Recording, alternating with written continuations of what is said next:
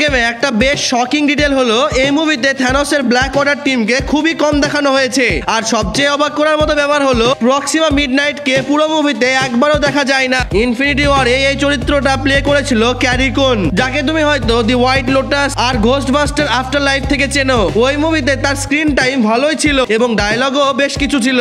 তাহলে এন্ড গেমে উনি কেন নেই? এক পডকাস্টে ক্যারি কুনের হাজবেন্ড স্টেন্সি লেন জানিয়েছিলেন ক্যারি কুন ইনফিনিটি ওয়ার করার পর এন্ড গেমে ফিরতে রাজি হননি, কারণ ছিল ফাইন্যান্সিয়াল ডিসপিউট। যখন তাকে এন্ড গেমের জন্য রিটার্ন করতে বলা হয় তখন ইনফিনিটি ওয়ার রিলিজ হয়ে গেছে, কিন্তু তাকে কোনো অ্যাডিশনাল পেমেন্ট দেওয়া হয়নি। বরং মার্ভেলের তরফ থেকে তাকে বলা হয়েছিল তোমার পেমেন্ট নেওয়ার কোনো দরকার নেই, বরং কৃতজ্ঞ হওয়া উচিত যে তোমাকে এমসিইউতে কাজ করার সুযোগ দেওয়া হয়েছে। যদিও অফিসিয়ালি বলা হয়েছে যে ওনার শিডিউল মেলেনি, আসল কারণ ছিল টাকা। এই কারণে মনে করা হয় যে এন্ড গেমে প্রক্সিমা মিডনাইট চরিত্রটাকে অন্য কোনো অভিনেত্রী দিয়ে সিজিআই দিয়ে তৈরি করা হয়েছে।